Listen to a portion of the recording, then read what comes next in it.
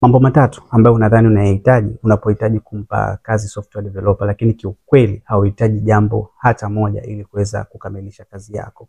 Na mambo yenyewe ni kama ifuatavyo. Unajua watu wengi kabla hawajampa developer kazi wanakuwa wanadhani kuna mambo mengi sana wanayahitaji ili kuweza kuexecute kazi zao, na unakuta wanapoteza muda au wanakuwa na fears na wanashindwa kuexecute kazi zao. So mimi leo naenda kukwambia mambo yenyewe.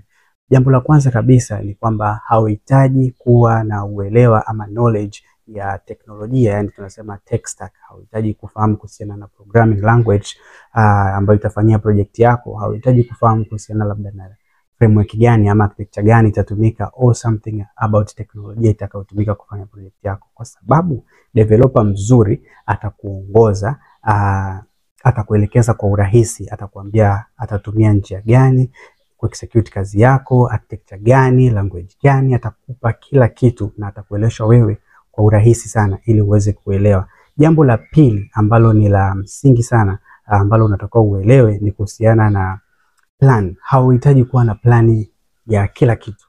Kwa mfano una idea kwamba uandae architecture nzima, uandae everything, features zote zitakazohitajika kwenye application. Hapana, hauhitaji kuwa na kila kitu, kwa sababu developer mzuri atakusaidia, mta brainstorm pamoja, mta draft mawazo pamoja. Muda mwingine developer huyo atakupa hata suggestion za project yako inatakiwa iweje, atakupa features mpya ambazo wewe mwenyewe hauzihitaji. Umeona? Yaani mean kwamba haukuzifikiria kuweza kama zinaweza zikahitajika kwenye hiyo project yako. Fikirie developer kama daktari.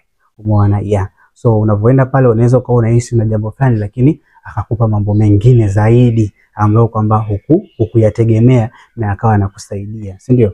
Jambo lingine ambalo ni la tatu ambalo unahitaji kuweza kuzingatia ama kulifahamu ni kwamba kuhusiana na budget.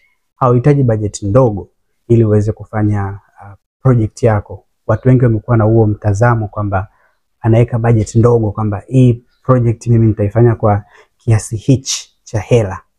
Anaweka limit kwamba nitaifanya kwa kiasi hichi cha hela, labda ni amount ndogo ili project iishe.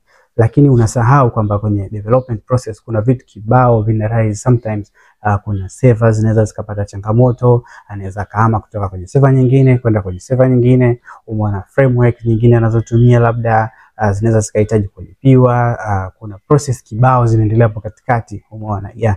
So zinaweza zikawa zina rise na zina operation kibao zinaweza zikawa zina rise, zinahitaji kiwango fulani cha hela na ushirikiano wako wewe kwenye masuala ya financial issues kama mteja, ili uweze kumsupport developer afanye kazi, as long as anakupa information ambazo zinaeleweka na zinaeleweka ni kwa nini anahitaji labda kiwango fulani cha hela kwa ajili ya kufanya hiyo kazi. Kwa hiyo usiweke hiyo limit ndogo. Hakikisha kwamba unanunua ubora. Umeona? Haununui kwa sababu budget yako ni ndogo. Hicho kitu hakipo kabisa. So hayo ndo mambo ambayo ulikuwa unadhani unahitaji unapompa kazi developer, lakini kiukweli hauyahitaji. So share this reel kwa wengine waweze kupata knowledge kama hii, kwa sababu kuna